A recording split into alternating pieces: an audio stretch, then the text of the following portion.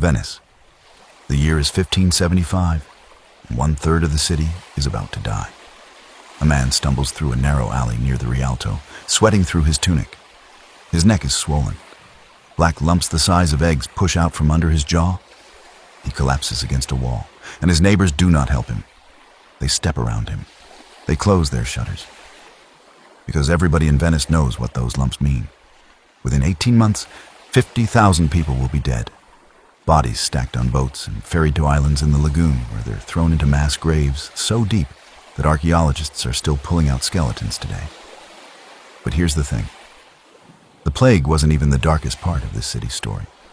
I used modern AI tools to reconstruct 1500s Venice at the peak of its power, based on historical records, period maps, and surviving architecture. We're going to walk through the streets, cross the bridges, and stop at specific buildings. Because this city, the one you see on postcards, the one couples dream about visiting on their honeymoon, was built on something most people never learn about. Spies. Secret police. A locked island prison for an entire religion. The world's first industrial war machine. And a surveillance system so effective that your own neighbor could destroy your life with an anonymous note dropped into a stone mouth in a wall. The most beautiful city in the world was also the most controlled. And almost every building where it happened is still standing. Let's walk. This is Piazza San Marco, St. Mark's Square. In the 1500s, this was the single most impressive public space in Europe, and every inch of it was designed to send one message. Venice is powerful, Venice is rich, and Venice is watching. St. Mark's Basilica sits at the far end. 5 domes. A facade covered in gold mosaic that catches the light off the lagoon. But this isn't just a church. The basilica was built to house stolen goods. In 1204, Venetian crusaders sacked Constantinople, the richest city in the Christian world, and brought back everything they could carry. The 4 bronze horses above the entrance, looted from Constantinople's hippodrome. The porphyry sculptures on the corner, stolen. The treasury inside, filled with Byzantine gold and religious relics taken at sword point. Venice didn't just trade with the world, it took what it wanted.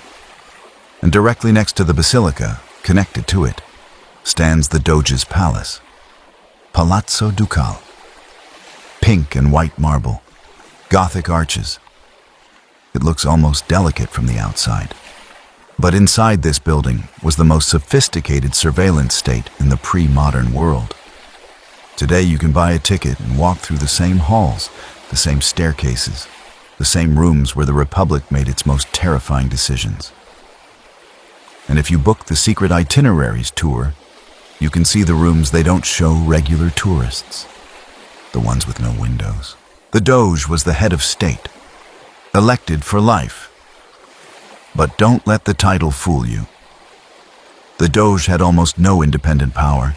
He couldn't open his own mail without witnesses. He couldn't leave the palace without permission. He couldn't even accept gifts. One Doge, Marino Faliero, tried to seize real power in 1355. The council caught him. They beheaded him on the palace staircase. Then they painted a black veil over his portrait in the great council chamber with the words, "This is the space of Marino Faliero, beheaded for his crimes." That painted black veil is still there today. Every Doge who followed had to walk past it every single day. A permanent reminder of what happens when you reach too far. The real power sat with the Council of 10, established in 1310 and meant to be temporary, but it never went away.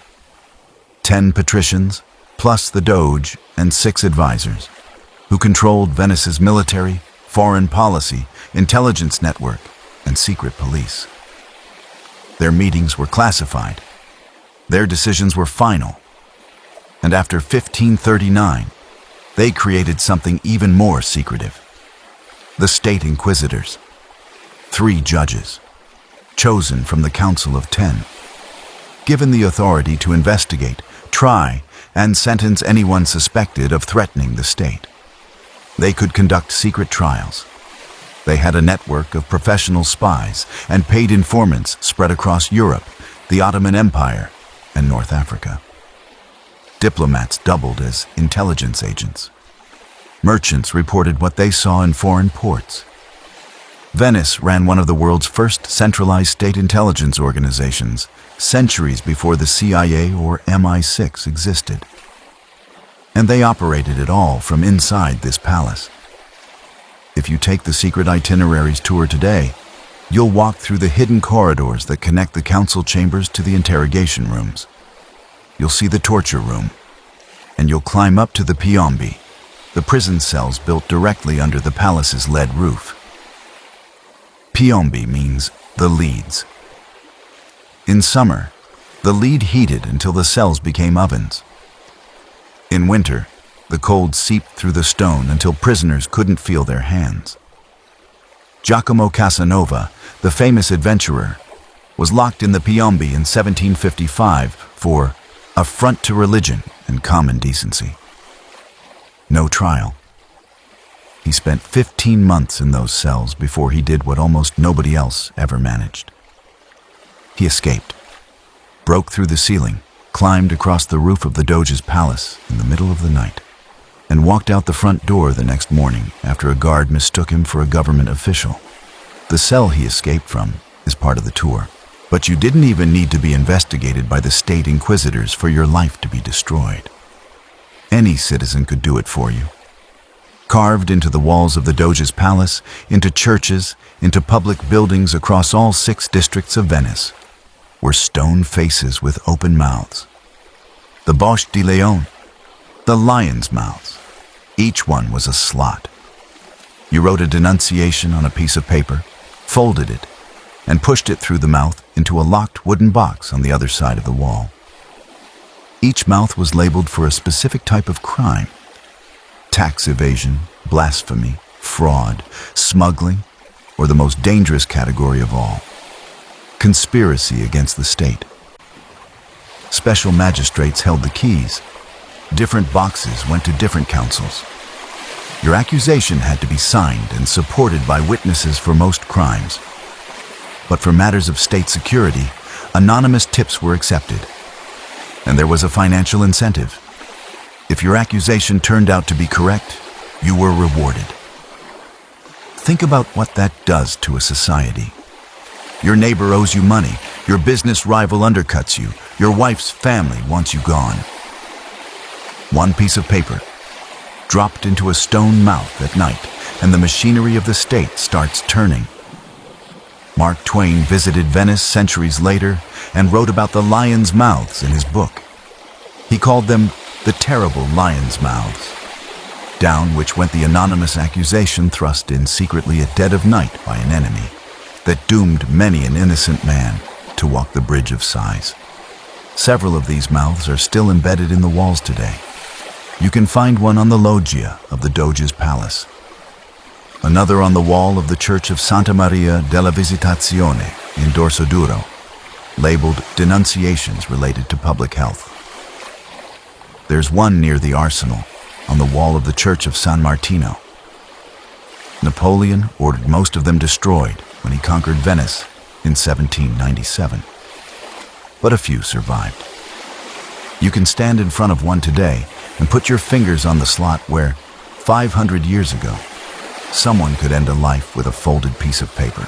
And when the accusations worked, when the investigation ended and the verdict came down, the condemned walked one final path.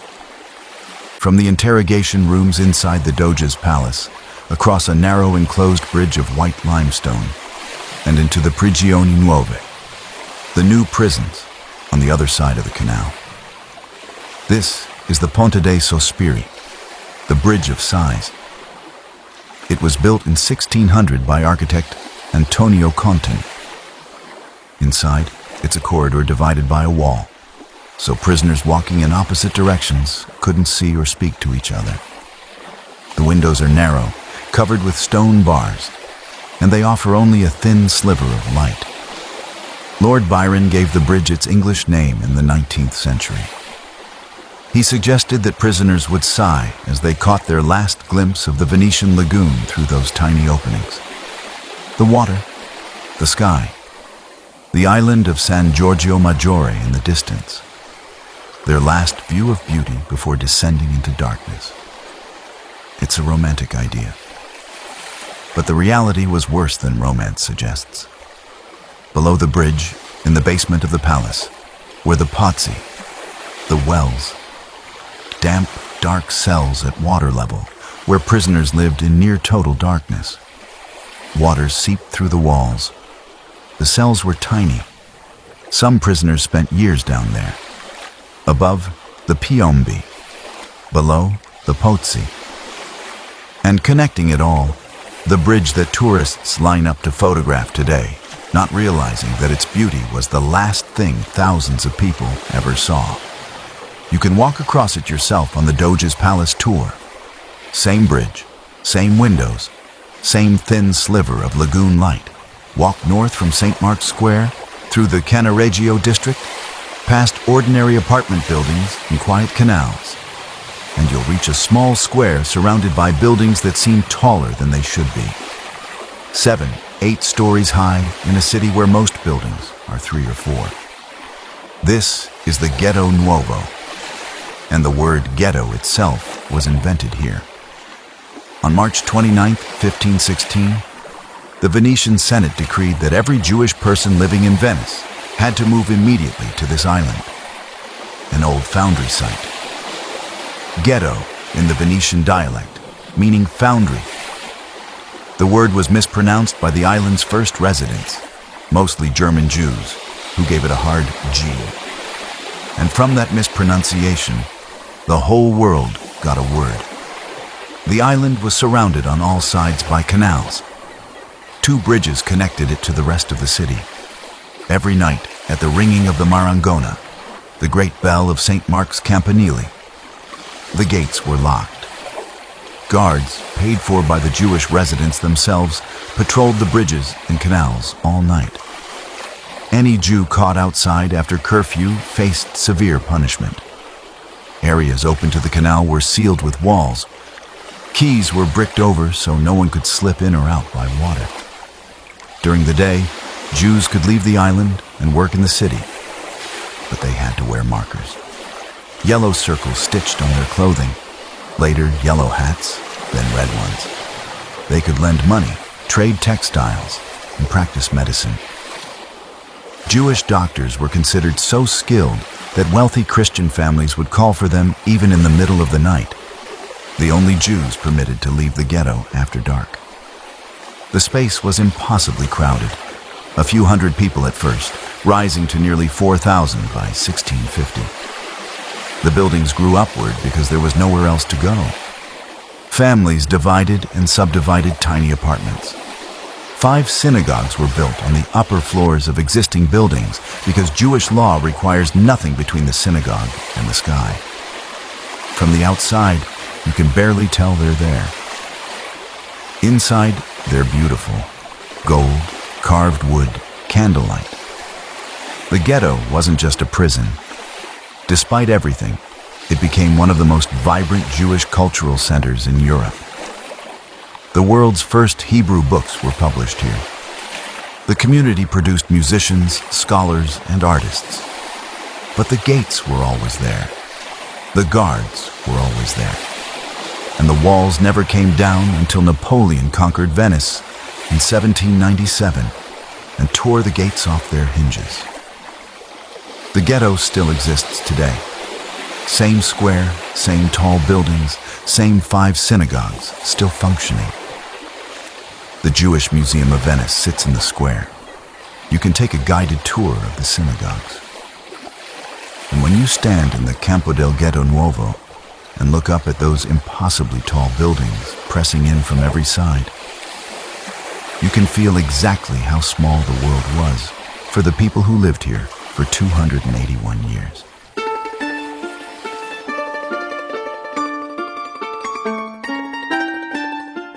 Now walk east to the edge of the Castello district, and you'll hit a wall.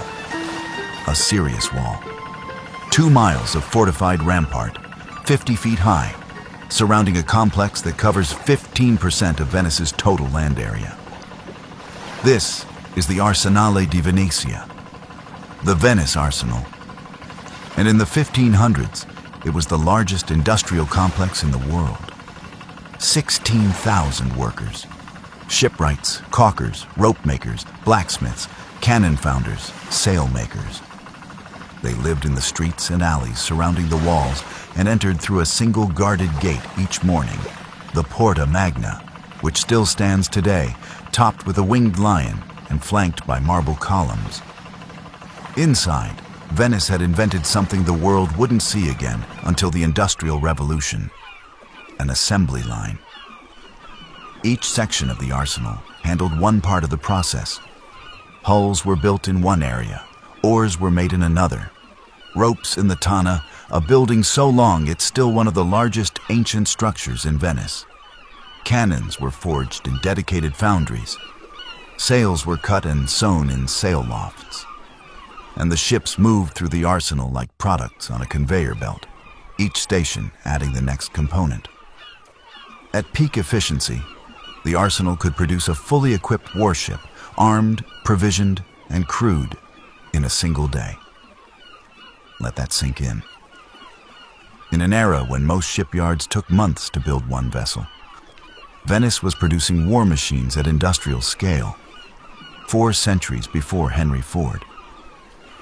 The arsenal's workers, the arsenalati, held a special place in Venetian society. They served as the Doge's personal bodyguards during ceremonies. They rowed the bucintoro, the Doge's ceremonial barge, during the annual marriage to the sea ceremony. They were respected, well-paid, and fiercely loyal. But if a worker was convicted of a crime, the punishment was fitting. He'd be sentenced to row on the galleys he'd built.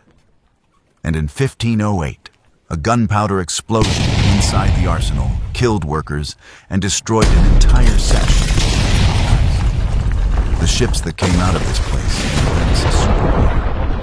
Over 3,000 merchant vessels by the mid-1400s. Galleys that could hit 7 knots under oars. Galleasses armed with cannons that helped win the Battle of Lepanto against the Ottoman Empire in 1571. Dante visited the arsenal and later described watching workers boiling pitch into black tar for waterproofing, comparing the scene to hell itself. The arsenal gate still stands. You can walk up to the Porta Magna and stand where thousands of workers entered every morning to build the fleet that controlled the Mediterranean. Parts of the complex now host the Venice Biennale art exhibitions. War machines to art installations. That's Venice.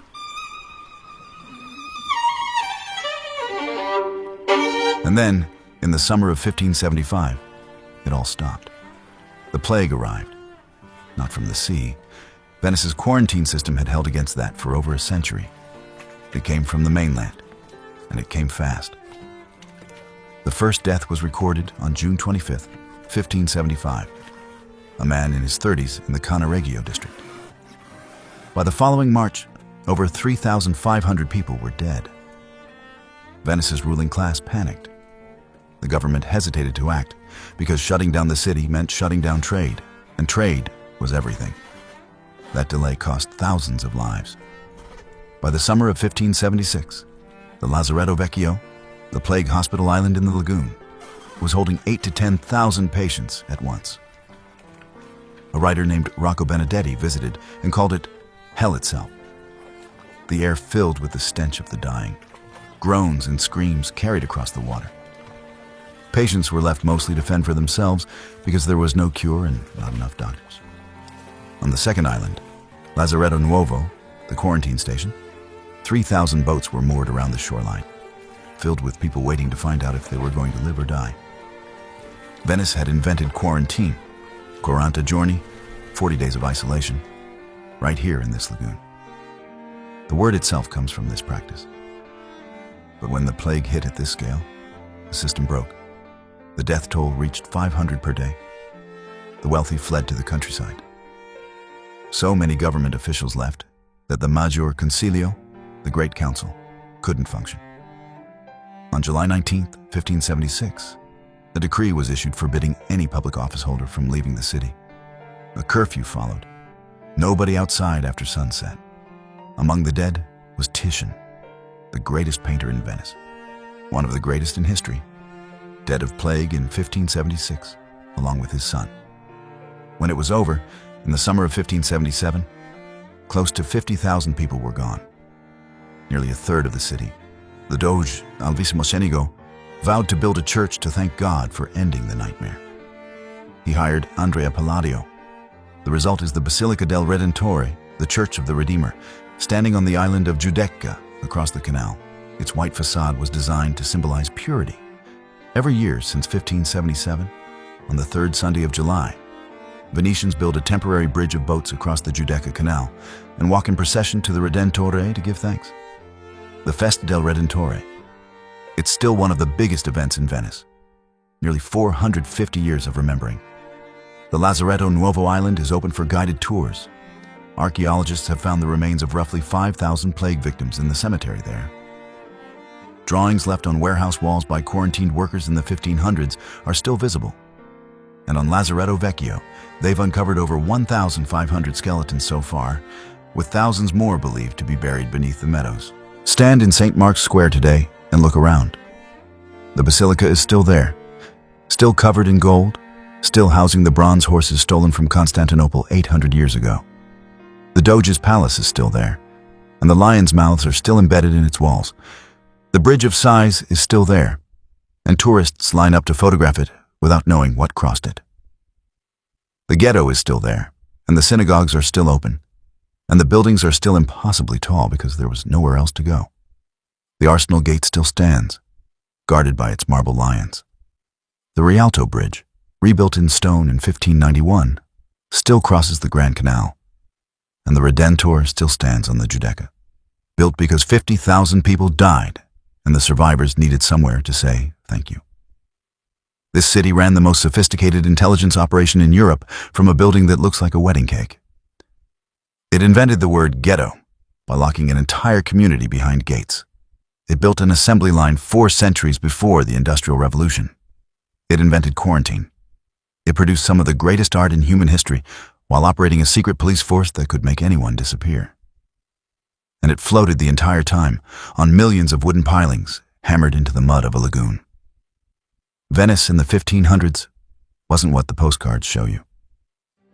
It was a republic that looked like a paradise, but functioned like a machine. Beautiful, brilliant, ruthless, and afraid.